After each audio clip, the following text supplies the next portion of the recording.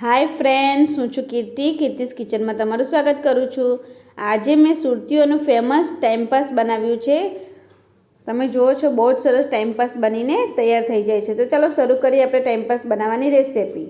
અહીંયા મેં 3 થી 4 નંગ ડુંગળી અને 2 મોટા કેપ્સિકમને ઝીણા ઝીણા સુધારી લીધા છે। એને સરસ આપણે ઝીણા ઝીણા સુધારી લેવાના છે અને પછી એને આપણે આ રીતે બંને મિક્સ કરી લેવાના છે।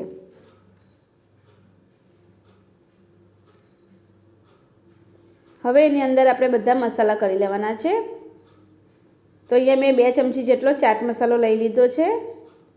તમે ચાટ મસાલો ના હોય ને તો મરી પાવડર પણ ઉપયોગમાં લઈ શકો છો અને શેકેલા જીરું પણ મેં અહીંયા ચાટ મસાલાનો ઉપયોગ કર્યો છે। 1 ચમચી મેં ઓરેગાનો લઈ લીધો છે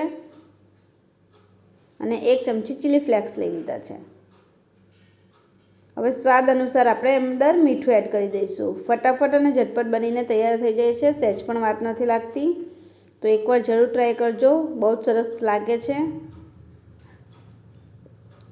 અહીંયા મેં 1 વાટકી જેટલા કોથમીરના પાન ધોઈને ઝીણા સુધારી લીધા છે, એ પણ અંદર એડ કરી લીધા છે। હવે બધી જ વસ્તુને આપણે સરસ મિક્સ કરી લેવાનું છે। તમે જુઓ છો ને કેટલું સરસ ફટાફટ બની જાય છે, અંદર કશું જ નાખ્યું નથી, આટલી જ વસ્તુ આપણે એડ કરવાની છે। અને તમે અહીંયા કોબીજનો પણ ઉપયોગ કરી શકો છો જો તમને ભાવતું હોય તો।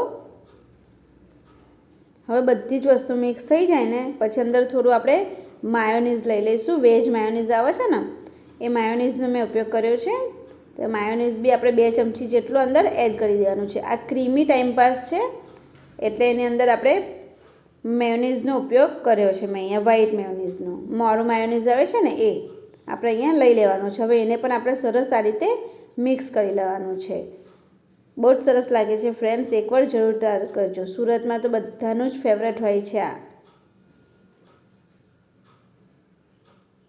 તમે ક્યારે ખાધું છે? જો તમે ખાધું હોય ને તો કોમેન્ટ જરૂર કરજો મને। અને ચીઝ છે ને એને આપણે અંદર આ રીતે થોડું છીણું લેવાનું છે। આ રીતે બધું જ ચીઝ આપણે સરસ છીણી લઈશું અંદર। આપણે જેટલું જરૂરનું જે આપણને એમ લાગે ને કે આટલું જરૂર છે એટલું ચીઝ આપણે અહીંયા છીણી લેવાનું છે। મેં અહીંયા 2 ક્યુબ જેટલું ચીઝ આપણે છીણી લીધું છે। નાની પેલી ચોરસ આપણે લઈએ છીએ ને ચીઝની ક્યુબ, એટલું મેં ચીઝ અહીંયા છીણી લીધું છે।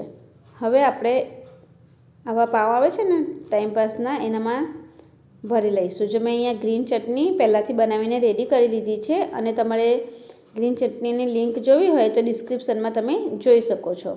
હવે મેં અહીંયા પાવની અંદર કટ કરી લીધું છે અને પછી આપણે પહેલાં ગ્રીન ચટણી અંદર લગાવી દેવાની છે।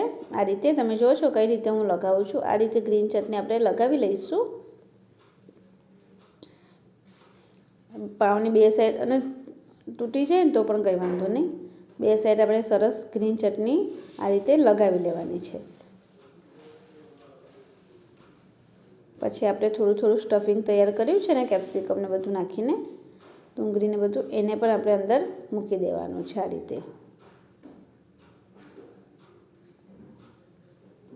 પછી થોડું આપણે માયોનીઝ ઉપર એડ કરીશું।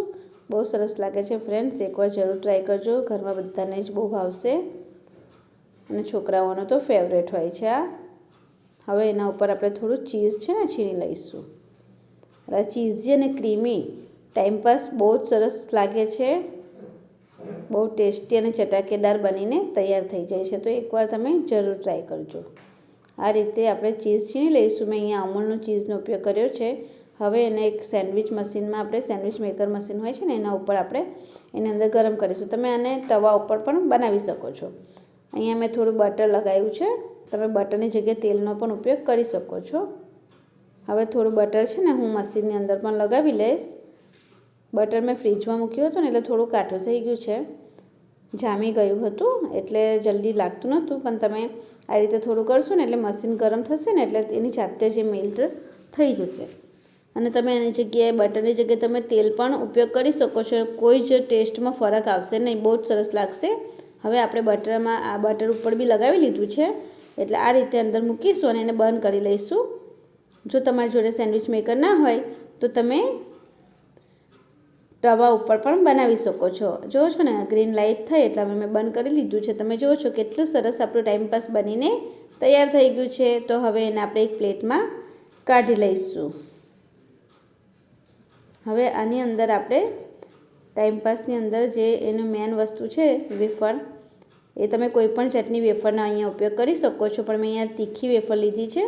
તમે મોડી ક્રીમી કે પછી ઓનિયન વેફરનો પણ ઉપયોગ કરી શકો છો. તમે જો છો ને, પણ અત્યારે મેં તીખી મસાલા વેફર બાલાજીની આવે છે ને એનો ઉપયોગ કર્યો છે. તમે જો છો ને કેટલું સરસ આપણું ટાઈમપાસ બનીને તૈયાર થઈ ગયું છે. આનો ટેસ્ટ સેમ સુરતમાં મળતું છે ટાઈમપાસ હોય છે ને લારી ઉપર, સ્ટ્રીટ ફૂડ તમે કહો છો એવો જ હોય છે. એકવાર તમે જરૂર ટ્રાય કરજો, બહુ જ સરસ લાગે છે. ઘરમાં નાના મોટા બધાને જ બહુ ભાવશે અને બહુ ટેસ્ટી અને સ્વાદિષ્ટ બનીને તૈયાર થઈ જાય છે અને ઝટપટ અને ફટાફટ બનીને તૈયાર થઈ જાય છે. તો તૈયાર છે આપણું સુરતીઓનું ફેમસ અને ટેસ્ટી એવું ટાઈમપાસ. કેટલું સરસ આપણું ટાઈમપાસ બનીને તૈયાર થઈ ગયું છે. તમે જો છો ને કેટલું સરસ અંદર વેફર પણ આપણે મૂકી દીધી છે અને એને ગ્રીન ચટણી અને ટમેટા સોસ જોડે તમે ખાશો ને તો તમને બહુ જ ભાવશે. જો તમને મારો વિડીયો ગમે તો મારા વિડીયોને લાઇક, શેર, કમેન્ટ અને મારી ચેનલને સબસ્ક્રાઈબ કરવાનું ના ભૂલતા. તો ફરી મળીશું આવા બીજા વિડીયો સાથે. Thank you, by.